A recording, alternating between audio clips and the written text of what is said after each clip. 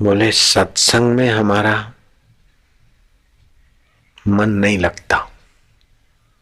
अगर सत्संग में मन नहीं लगता होता तो दोबारा सत्संग में कैसे आए।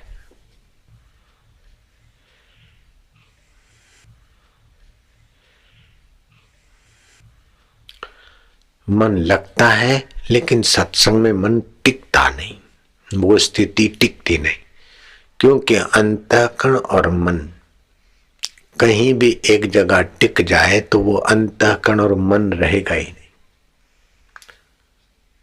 उसमें तो परिवर्तन होना ही है, होना ही चाहिए। सत्संग का महत्व स्व में टिक जाए तो फिर नहीं जाएगा। इसीलिए सत्संग को आदर से सुने और सुने हुए सत्संग को बार बार विचार करें और उस सत्संग की बातों को स्व में ले आए। सत्संग की कभी कभी ऐसी ऊंची बात आती है कि 12 साल तप करने से भी वहां आदमी नहीं जा सकता जो 12 मिनटों में सत्संग के द्वारा पहुंच जाता है। बस तालियां ज्यादा नहीं बजाओ, ये ऊंची बात सुनो। इसीलिए कबीर जी ने कहा सत्संग की आधी घड़ी सुमरण वर्ष 50, वर्षा वर्षे एक घड़ी अर्ट फिरे 12 मास। और सुने हुए सत्संग को बार बार विचार करें, आपाधापी होती रहती।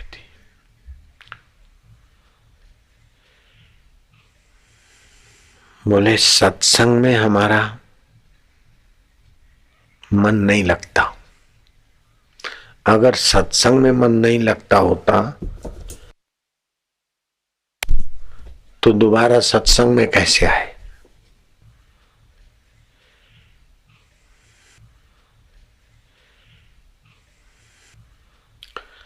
मन लगता है लेकिन सत्संग में मन टिकता नहीं, वो स्थिति टिकती नहीं, क्योंकि अंतःकरण और मन कहीं भी एक जगह टिक जाए तो वो अंतःकरण और मन रहेगा ही नहीं। उसमें तो परिवर्तन होना ही है, होना ही चाहिए।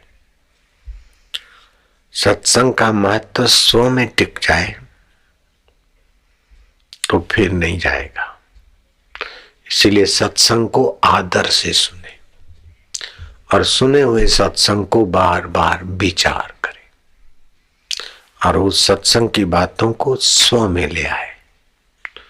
सत्संग की कभी कभी ऐसी ऊंची बात आती है कि 12 साल तप करने से भी वहां आदमी नहीं जा सकता जो 12 मिनटों में सत्संग के द्वारा पहुंच जाता है।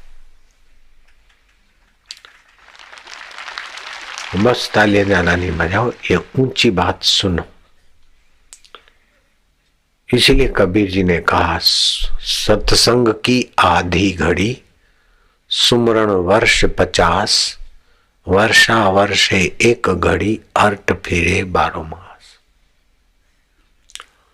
कबीर जी ने कहा सुमरण से सुख होता है, सुमरण से दुख जाए। और ये भी कहा सुमरण ऐसा कीजिए खरे निशाने चोट, मन ईश्वर में लीन हो हले जीवा होठ। तो शुरू में जीवा होठ हलाते हैं, हर्ष जाप करते, पाप नाशिनी ऊर्जा बनती। फिर दीर्घ उच्चारण करते तो कार्य साफल्य ऊर्जा बनती, शक्ति बनती। और उसके बाद प्लुत उच्चारण करते हैं तो हले न जिह्वा होठ की स्थिति बनती। लेकिन वो स्थिति बनती है, फिर स्थिति है ना वो बनी, अब यहां खास सजगता चाहिए। स्थिति बनी लेकिन स्थिर तत्व और स्थिति बनने वाला अंतःकरण में भेद यहां पता चलता है। यहां कहते हैं गुरु कृपा ही केवलम शिष्यस्य परम मंगलम। तुलसीदास जी ने कहा, तन सुकाय पिंजर कियो, धरे रैन दिन ध्यान, तुलसी मिटे न वासना, बिना विचारे ज्ञान। समर्थ रामदास ने दासबोध में लिखा